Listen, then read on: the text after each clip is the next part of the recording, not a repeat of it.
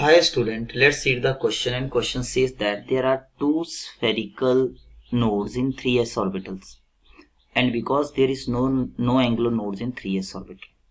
तो यहाँ पे सबसे पहले हमारे पास की कंसेप्ट है नोड. तो यहाँ पे हम बात करें कि कंसेप्ट है आपके पास नोड का. तो नोड्स क्या होता है? एक ऐसा रीजन है where probability of finding electron is zero. Nodes क्या है? A region where probability of finding electron is zero. Probability of finding electron is zero. यहाँ पर इलेक्ट्रॉन को फाइंड करने की प्रोबेबिलिटी क्या है? Probability finding electron is zero. Electron को फाइंड करने की प्रोबेबिलिटी जीरो है. नोड दो तरह की होती है. एक होती है स्फेरिकल नोड. स्फेरिकल नोड की अगर हम बात करें, इसको हम रिप्रेजेंट कर सकते हैं by the formula n minus L minus one. ठीक है. और दूसरी हमारे पास होती है एंगुलर नोड.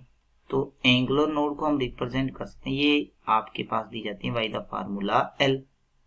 अब देखिए आपके पास 3s ऑर्बिटल है. 3s ऑर्बिटल के लिए यहाँ पे आपके पास n का वैल्यू 3 है, l का वैल्यू कितना है? 0. तो इसका मतलब यहां से हो जाएगा 3 माइनस 1.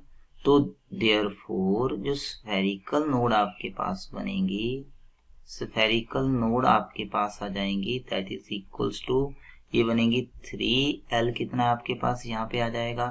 0 और minus 1, that is equals to आपके पास आएगा 2. और अगर हम बात करें यहाँ पर एंगुलर नोड्स की, किसकी बात करें? Angular node. एंगुलर नोड किसके इक्वल होगी? l के इक्वल. तो l क्या होता है? That is 0. तो देखिए यहाँ पे टू स्फेरिकल नोड है, बिल्कुल करेक्ट है. नो एंगुलर नोड है. यहाँ पे आपके पास दोनों स्टेटमेंट करेक्ट है. ये स्टेटमेंट भी करेक्ट है, ये स्टेटमेंट भी करेक्ट है. लेकिन इसका रीजन कुछ और है, इसका रीजन कुछ और है. तो दोनों एक दूसरे की एक्सप्लेनेशन नहीं है. ठीक है. ओके. तो इसका मतलब क्या है? Statement 1 is true, statement second is true, but statement second is not a correct explanation for statement 1. तो सेकंड ऑप्शन आपका राइट आंसर होगा. So I hope this will clarify your doubt. Thank you.